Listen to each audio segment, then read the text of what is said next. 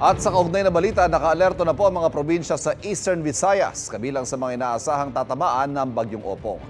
Sa Catbalogan City, maraming bangkang itinabi na muna sa dalampasigan kahit wala pang malalakas sa alon. Nakahanda na rin ang rescue equipment ng mga otoridad. Itinabi na rin ang ilang bangka sa Tacloban, Leyte. Makulimlim na rin ang kalangitan doon. Nagpulong na mga opisyal sa Hipapad Eastern Samar sa paghahanda ng relief goods at iba pang posibleng kailanganin sa bagyo. Ipinagbabawal na ng Philippine Coast Guard ang pagbiyahe ng mga sasakyang pandagat sa Northern Samar. Suspendido ang ilang biyahe ng barko sa Bicol Region bilang pag-iingat sa bagyo. Walang biyahe sa Matnog Port sa Sorsogon.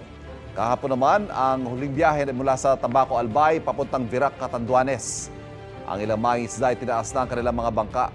Nakaalerto na rin ang mga rescuer sa Daet, Camarines Norte.